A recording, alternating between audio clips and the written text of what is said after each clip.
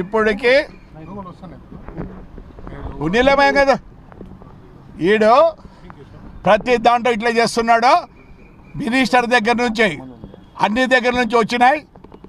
పెద్ద ఫ్రాడ్ జరిగింది తాడిపత్రిలో ప్రతి దీంట్లో. వీడికి భాగం ఉంది. ఏమి ఇప్పుడు నేను దగ్గర జాయింట్ కలెక్టర్ అందరూ పర్మిషన్ ఇచ్చినారు. ప్రతిసారి నాకు పని ఉంది అని వీడు ఇది చేస్తున్నాడు.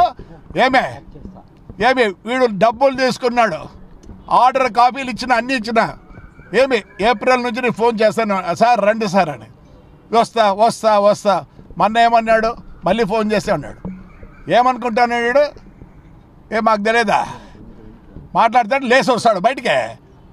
ఏం లేచి వస్తాడు బయటకు వచ్చినా నేను నాకు తెలిసి ఎడ చేయాలో.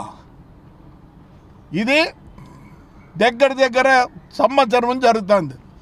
మినిస్టర్ గారు పెట్టారు, అందరు ఇచ్చారు, కలెక్టర్ గారు ఇచ్చారు, జాయింట్ కలెక్టర్ గారు ఇచ్చారు. యాక్షన్ తీసుకోమంటే ఈడ లెక్క దిగినాడు, దండిగా లెక్క కొట్టినాడు, అతి పడతాడు. నేను మాట్లాడితే లేసి వస్తాడు. అంటే ఇది నాట్ ద వే. అట్లా ఉండకూడదు ఆఫీసర్. ఏం చేస్తాడు, ఏమనంటే మీరేమంటారు, బరిసినారు అంటారు. వాడు లేసి వస్తాడు. నేను మాట్లాడుతా అంటే ఏమనుకున్నాడు, క్వశ్చన్ వదిలిపెట్టలేదు. రేపు ఎంక్వైరీ చేయాల్సిందే.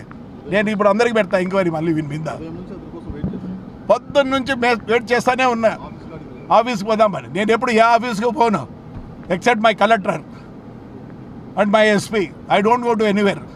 నాకే పని ఉందే. వీడు మొత్తం ఫ్రాడు.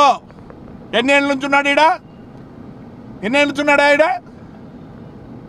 రెస్పెక్ట్ లేదు వాడికే. లేసి వస్తాడు వాడు. ఏం లేసి వస్తాడు వాడు? నేను మాట్లాడుతాను కూడా. He has to sit and listen to me.